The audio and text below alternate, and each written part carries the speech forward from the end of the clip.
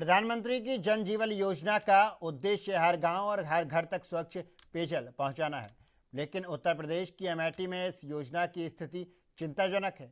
यहां 487 पानी की टंकियों में से केवल 156 पर ही जलापूर्ति शुरू हो सकती है, जबकि 331 अब भी निर्माणाधीन और कई स्थानों पर निर्माण धीमा है और घटिया सामग्री के इस्तेमाल और मानकों की अनदेखी के आरोप हैं। और लोहरात गांव में बनी टंकी करोड़ रुपये खर्च करने के बावजूद भ्रष्टाचार की भेंट चढ़ गई है।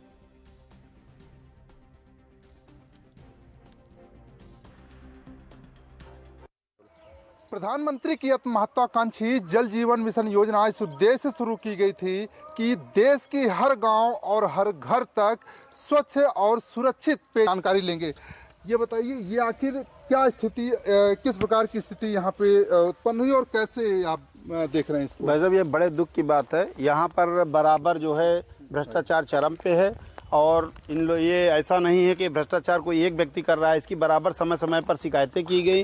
ये जब बोरिंग पहली बार बैठी तो भी हमने इसकी शिकायत ट्विटर से लेके और व्यक्तिगत जाके जल निगम के ऑफिस में हमने दिया और इसके बाद कुछ अधिकारी वहाँ से आए और जब जो बोरिंग बैठी थी उसमें कुछ ईंटा गिट्टी मंगा के मिक्स करके मिला के उसको किसी तरीके से लीपा पोती करते हैं। इसके बाद यहाँ पर जो पंप रूम का निर्माण होना था उसका जल्दी आनन फानन में इन्होंने पंप रूम का निर्माण करके उसकी रंगाई पुताई करके जो पैसा इसका बचा था वो भी खारिज कर लिए। लिख चुकी है, इसकी कई चीजें गायब हो चुकी हैं। आपने पीछे देखा कि जो रूम बना हुआ था वो पूरी तरीके से गिर चुका है, पानी की सप्लाई बाधित है। ग्रामीणों का आरोप है कि पानी की सप्लाई प्रारंभ तो हुई लेकिन टंकी चूने लगी। ऐसे में जो इंटरलॉकिंग बिछी हुई थी वो पूरी तरह से भ्रष्ट हो गई, बैठ गई है। तो कहीं ना कहीं पूरी जो भ्रष्टाचार है वो यहीं पर दिखाई पड़ रही है। अब देखना ये होगा कि आखिर अधिकारी का जो है, जो हमारे जिले के जिलाधिकारी जी है, वो आखिर इस पर किस प्रकार का एक्शन लेते हैं।